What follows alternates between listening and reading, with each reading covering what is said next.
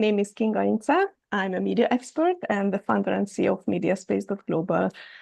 And this is a live rehearsal with two very special events. It's very special because we do teasers for our events, but this time we prepare not only for the Changemaker Summit of Mediaspace.global, but only for a very, very special event on Saturday.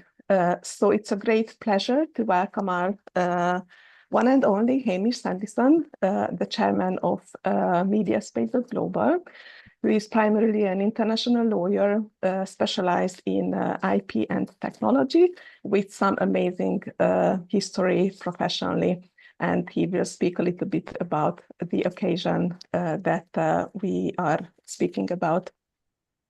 Hamish is also a very significant political player in the UK, connecting businesses and politicians and politics, policymaking. So we have two topics to discuss today. Hi, Hamish, how are you?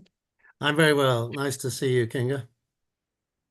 So first things first, tell us about this very special anniversary in San Francisco. Well, I'm going to San Francisco to attend the 50th anniversary of a group which I helped to found and of which I was the first executive director. In that year, it was called Bay Area Lawyers for the Arts. It is now statewide, so it's California Lawyers for the Arts, and it's a non-profit organization which provides free legal advice and support for artists, arts organizations in all the media, music, visual arts, theater, and of course, publishing. And in 1974, when I was over there as a law student at Berkeley Law School, I got involved with a group of artists and lawyers who were setting up this organization, because I believe strongly, and still believe very strongly, that it's really important that artists have access to legal representation. And most artists, certainly at the beginning of their career, cannot afford to hire a lawyer, an attorney. And so without access to legal help, there was really little point in enacting laws to protect artists' rights because they couldn't enforce them. And that was really the thinking behind Bay Area Lawyers for the Arts. So it is absolutely wonderful to see it has flourished and is still going strong statewide. As I say, San Francisco, Los Angeles, Sacramento, they have offices there now and work with programs across the United States. So they said, you better be here for this celebration. So I said yes.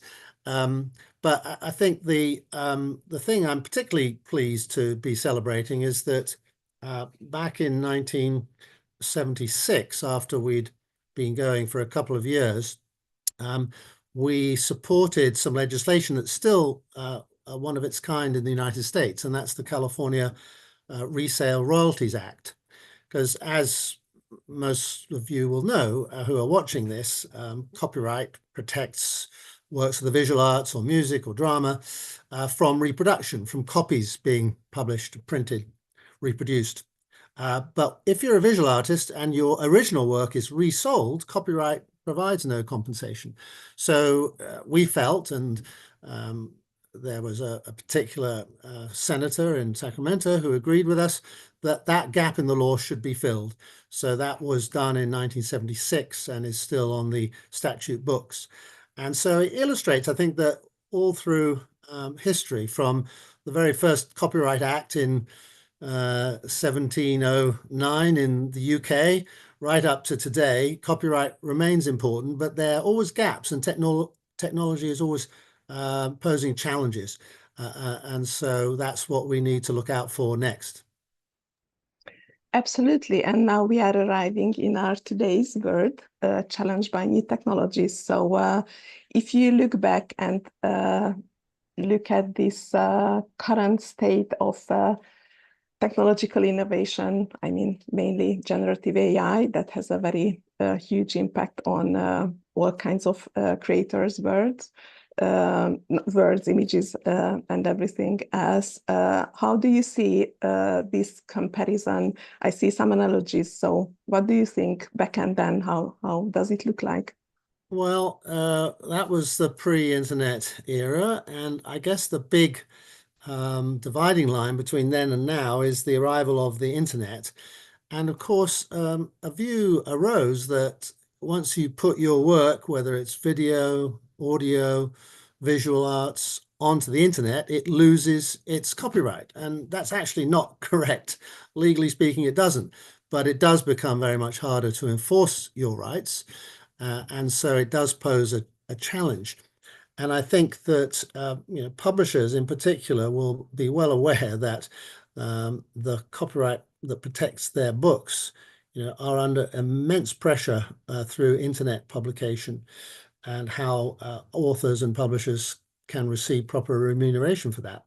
But I think to bring it right up to today, the internet and the emergence of artificial intelligence through large language models is perhaps the perfect storm now for the creative sector, because it's essential, I suppose, for large language models to be as comprehensive as possible.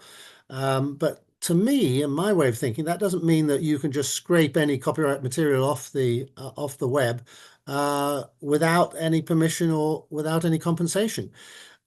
So we've got to have a look at ways in which, through legislation, regulation, technological measures, we can ensure that copyright works are not misused or used without compensation.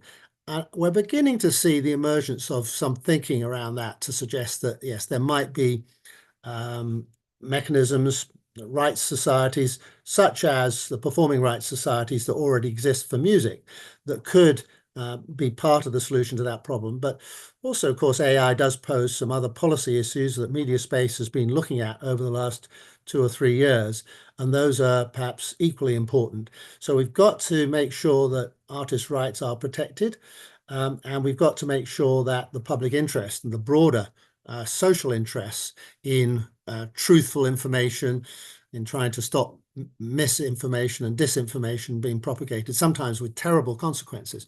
So there is a need for legislators to look closely at regulation as well. So artists' rights, regulation, that's all part of the mix.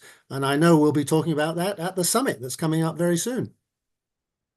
Absolutely. So first, your Saturday event on the celebration, I think that's a great opportunity for everyone to look back and maybe to learn something from the past.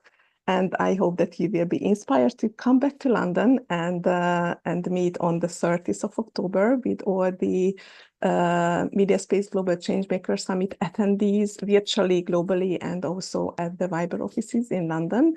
So congratulations, Hamish, to being there then and now. And see everyone on the 30th of October.